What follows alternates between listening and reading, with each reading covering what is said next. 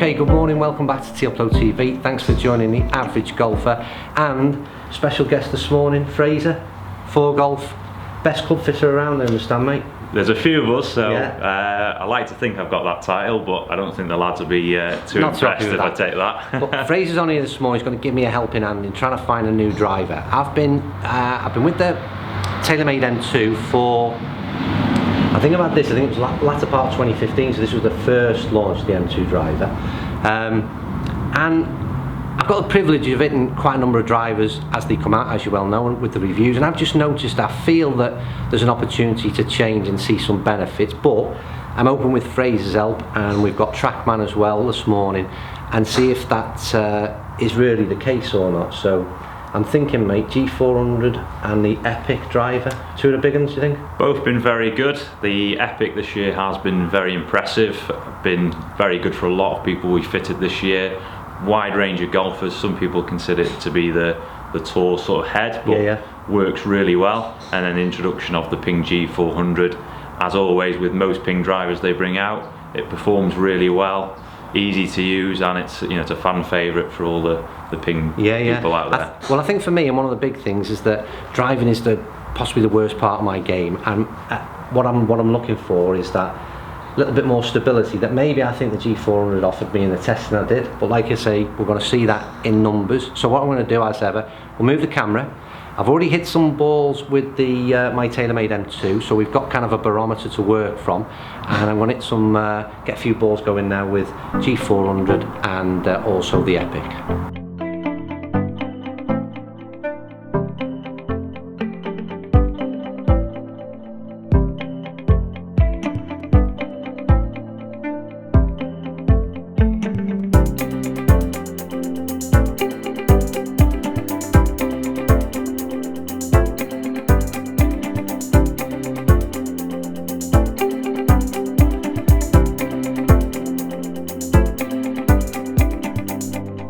So we're going to start off with G400. First of all, mate, I'll tell you what, explain what have you seen with my TaylorMade M2, what can we look at? M2, when you've hit it well and you've struck it, the numbers are good. We've looked on Trackman and the optimizer, spin rate was good, ball speed as well, and so the overall distance that we're getting is pretty good.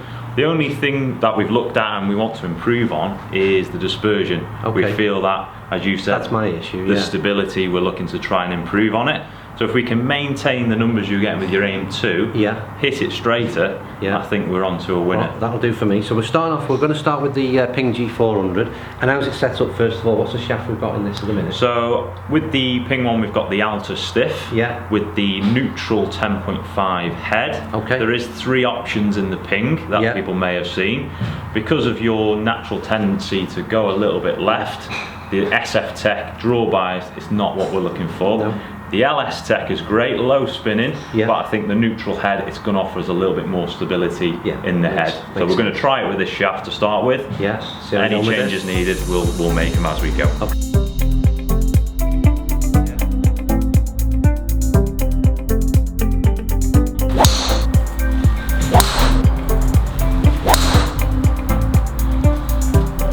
Similar again, isn't it? High ball flight. So we may need to adjust the loft angle on here. Right, so first couple of balls hit, immediate thing that Fraser picked up on was a ball flight. It was high, wasn't it? It was, so spin rate was good. We're maintaining the spin rate we saw with the M2. Ideally we'd like it to go a little bit lower to maintain the optimal. So what we're going to do is adjust the loft angle to try and achieve a more optimal. So this was flight. 10.5, set up 10.5 to start with.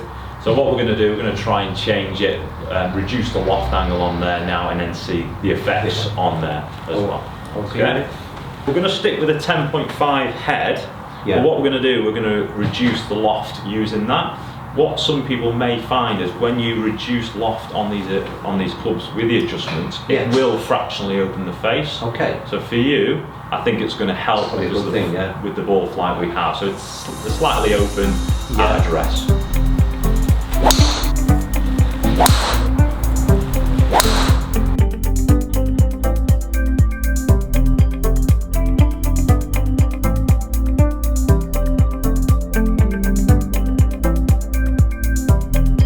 to do now is, we've got the data for the G400, we'll go through that in a little while.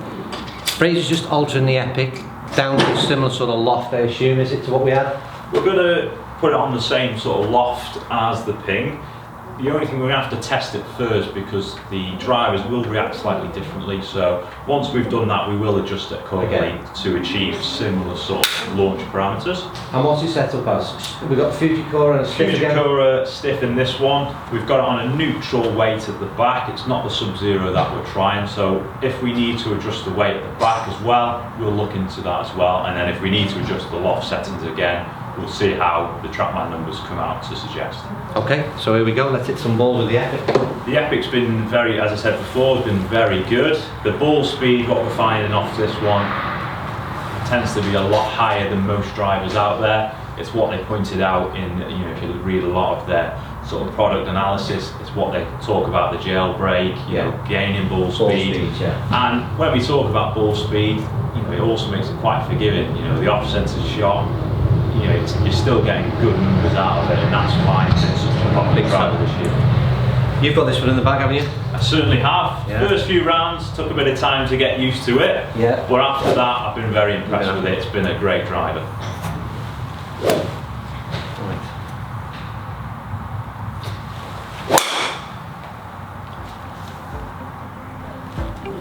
It's a long old carry, mate, isn't it? It looks very good. It looks long, doesn't it?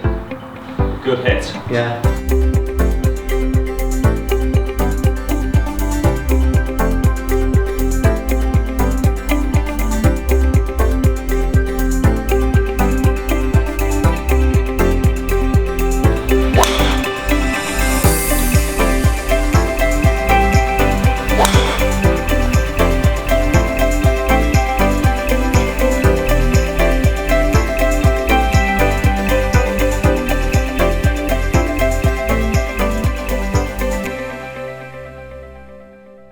Okay, so looking at the data on the Trackman there, we were slightly left of target, but when we look at the parameters on Trackman, we get the optimizer, which we've been discussing, and that one is pretty much on your optimal reading. Which being what?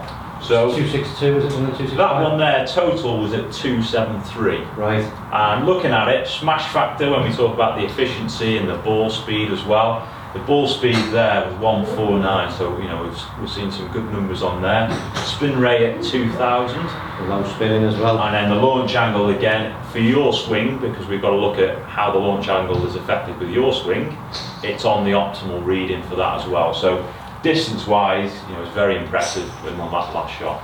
Things with the Epic as well, just for some feedback from me while I'm hitting these, it actually feels so powerful out of the face. I mean, it's one that it just feels as though, and it looks as though it fires out there, doesn't it? It does, and with testing, we do all the drivers, we stock and we get to see which ones perform really well.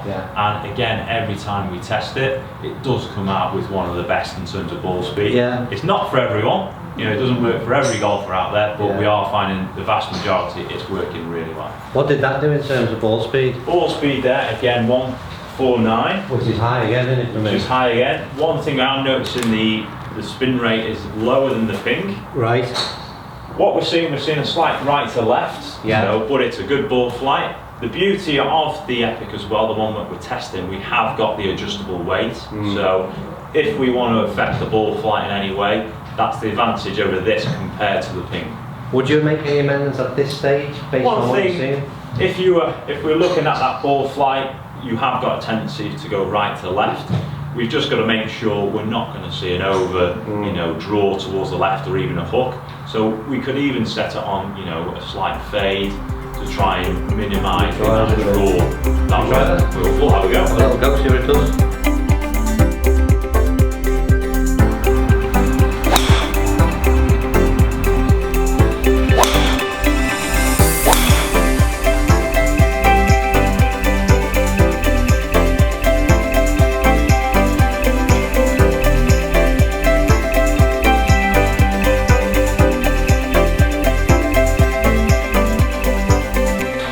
Okay, so golf balls hit, and I've got in my mind how that all went in terms of hitting the balls. We had a chat as it was all going, and Fraser rightfully made some adjustments as we went. But for you, mate, what are we looking at on the screen, and what is it saying? So we started off with your driver, and as we said at the start, the numbers we were seeing were good. We were looking at the launch parameters, and what I mean by that is we look at the launch angle, spin rate, ball speed. So that's given us our optimal distance for how quick we swing. So we looked at that, and it was impressive. The only thing which we said before we wanted to improve on is the dispersion. For a lot of golfers, when we're on the golf course, we need to be hitting fairways as well. So we got stuck in, and we went then on to the Ping G400, and I think that worked really well. Just on the screen there now, is it which of the white dots are they're the M2? The white dots, that's your driver. So the white dots are my driver. Let's start with that first of all, so you can see where they have sort of fair bit of dispersion there, isn't it? It was. We had a few shots there where when you've hit it well, it was good, but a bit of deviation as well. Okay. Then we moved on to the Ping. The shots when you hit them really well were good. We saw a tight dispersion. There's a few shots in there where you didn't hit them as well. And we were getting a similar result as your current driver. And again, this is the yellow dot ball. That was the yellow dot ball there. So the yellow dot, you can see I sprayed a few out to the left again, which is my weak shot, tendency to do that quite often. But didn't quite resolve that, did I, with the G400? There were signs of good improvement, but wasn't seeing the improvement we would like to see all round, really. So then we moved on to the Callaway, the Epic. So the first one we looked at was the one in the sort of purple colour.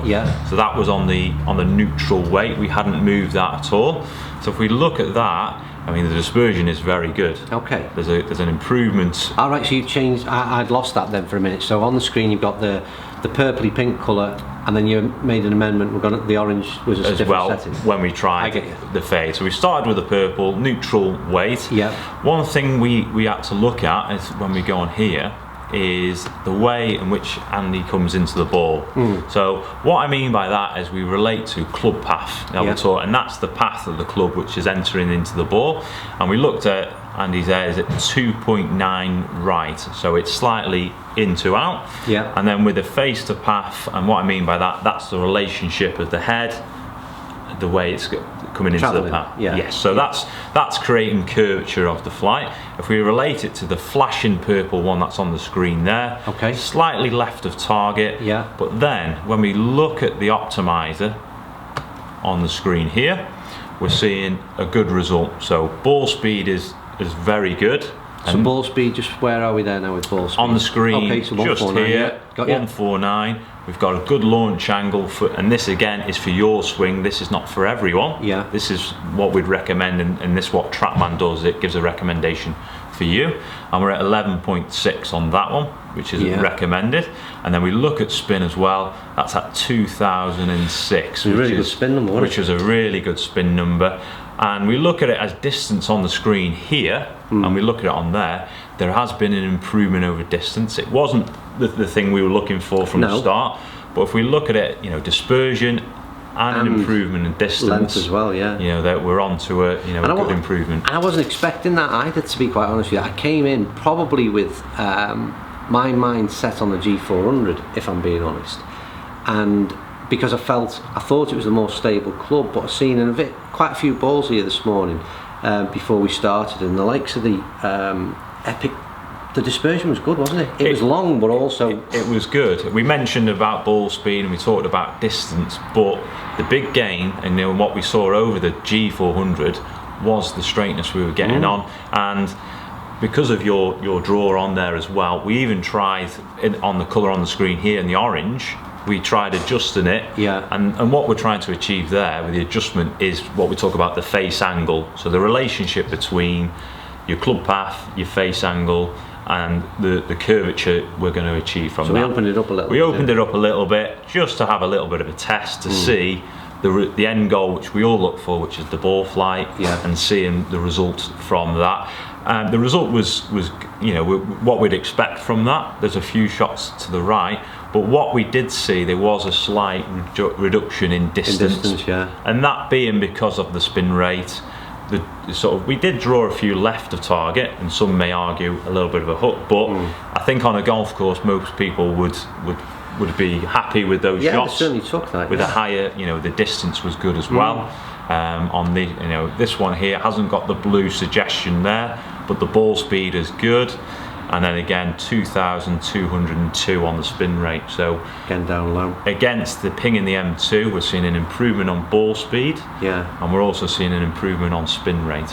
So just again going back to the very beginning, because there's no point in ever changing a club because there's a new model been brought out. You want to see improvements being made in whatever number it is, but ultimately it's overall performance. You want to see it's got to be an improvement for you. And I came in with the M2, so straight away just comparables from the M2 to perhaps as it's looking like I'll be going for this Callaway Epic. The spin number was massively different, wasn't it? We got it from 2.8 or something. Again, if we look on here on the screen, and we can highlight the one there. If we look down to your existing driver, the averages we were getting, and this is a collection, we're going to get a few which are lower, a few which are higher. We're averaging there at 2,597, but which is good, most people will take that, but spin rate, it will fluctuate for different people. Some will spin higher, some will spin lower. So what we want to see from a fitting is an improvement in some department. So we'll have a look on here. Yeah, I was just going to say there, so just for a couple of numbers, you've got, so the spin was 2.5, carry average 230, was that? On the carry for yours, averaging at 230. And rollout 254. And what was the, was there any, again, ball speed? Ball speed average on there, let's have a look. Ball speed 143.9. And club head was 99.5 on average, so in and around that 100. So then if you go now to the Epic. So we look the Epic. So we start off with the spin rate, on the average spin rate there. So that was brought right down to 2065. And then ball speed, if we move that across. Ball speed 149, I can't remember what the ball speed was now on the last one. Yours was 143.9. Again, something that's really noticeable, big difference. It has improved the efficiency there. And that's, again, one of Callaway's claims really, wasn't it, with the Epic, to increase ball speed. So it's nice to see when a manufacturer makes a claim, which is great, but you need to see it bore out in numbers as well, don't you, as someone's going to buy it. Yes, I mean, for us as fitters, as Andy said, we want to see an improvement on what they're seeing. Yeah. And, when the manufacturers bring out these claims, it's nice, as you said, to back them up and see that improvement on there. Been good. And as you said, I've got the driver in the bag myself, and it's one thing I have seen. And sometimes when I've not hit the driver well, you can appreciate the ball will still get out there. On the off-centered hits, we're still going to get a good amount of distance from them. Yeah, I mean, I think there's no doubt about it. There's no magic wand. It's us at the end of it that is the ultimate problem, and I'll still hit plenty of bad shots with this driver. There's no doubt about it. But there was things that were in this driver to persuade me to change it, and enough of a difference as well, wasn't there? That's the thing. It's not a minor difference, quite considerable. What was we added 10 yards on, was that? Is that the man looking the right number there? If we look at the carry for the Epic, carry distance was 240.1 average. Yeah. And rollout total 270.6. So the rollout was about 255, I think, wasn't it, on that? So let's go back to yours and have a look. 255, so it's a 15 yards difference. Yes. Which is, it's a different iron in your hand, almost 1.5 clubs less for your second shot, isn't it, really? Which is... Yeah, and I mean, the key thing that we look at is what the golfer wants from the driver. We discussed the dispersion, but we actually improved the dispersion and adding 15 yards on top of that. Yeah, that's not what I was looking for. I mean, I'm happy to drive the ball. If I can drive the ball consistently, 250 yards, but find a fairway, that was ultimately what it'd be my perfect scenario. But like you say, to come out, low spinning, ball flight was good on it. It was good, a nice draw, which we'd expect from the way that you swing in the club path. Yeah. All we've just tried to avoid is, you mentioned the slight hook. As long as we can avoid that one, which I think we did. We were seeing a nice touch of draw. Yeah. There. I'll still do it when I get out on the course, mate. Don't worry about that. Yeah, we're all prone to those shots. Your best, yeah. You've done your best. But I think that was really good, and it was really interesting for me personally. I wanted to bring you along in terms of the video, because I think the interesting thing is that some of the preconceived ideas that you might have when you go in to buy a driver, or what you think about the current driver you've got in your bag. When you sit in with somebody who's an expert and who's looking at these things on a daily basis, they can dispel some of those things quite quickly. Like I said, one of the preconceived ideas I had that I would be buying a G400, and that won't be the case. And it just goes to show that you've got to go into this in-depth analysis to be confident in a purchase that you make. These are, whatever the Epic is, it's an expensive club, and you want to make sure you make that decision a good one. Yes. What we would say, a lot of golfers, they'll speak to friends, they'll speak to people they know, know a lot about golf, and they may speak to someone who's just purchased a driver. But what we would say is, what works for one person doesn't necessarily work for the next one.